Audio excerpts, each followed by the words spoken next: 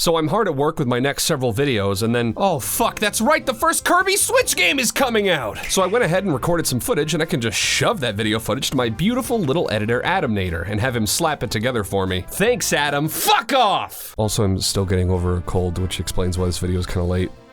Sorry. While I've always been a huge Kirby fan, I played a few of the more recent Kirby games on 3DS, and I felt a bit iffy on the matter. I really enjoyed Kirby Triple Deluxe and got into Planet Robobot, and I really liked a lot of the new things they added for it. But then they also made a bunch of weird side games that I wasn't very interested in. So after growing up adoring Kirby Superstar and Dreamland 3 among the Game Boy games I fell in love with as a kid, that was the first time I legitimately felt neutral about Kirby, considered by many Nintendo fans to be an act of sacrilege. Luckily, I've been redeemed, as Kirby Star Allies for the Nintendo Switch has me feeling the warm fuzzies for this pink little shit all over again, and I can sleep a little more snugly that night, knowing that playing in this sparkly little wonderland is distracting me from all the actual murder going on in the world. What can I say? I mean, it's a Kirby game, which means exactly what you'd expect. The music is good and has mostly original tracks with some pretty dope remixes here and there.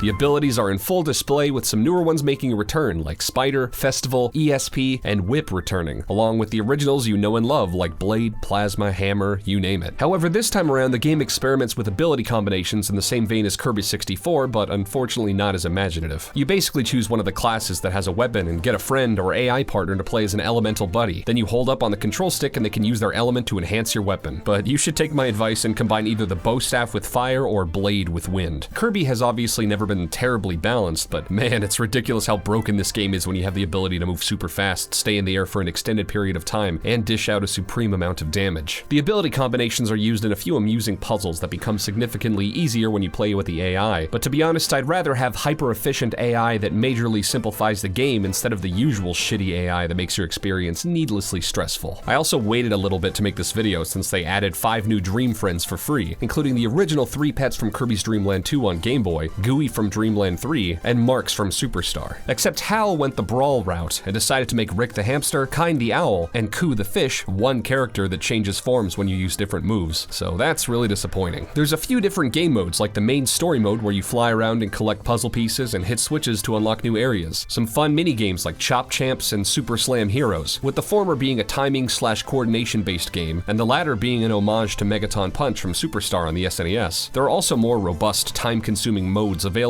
to unlock by progressing through the main story mode, like Get Star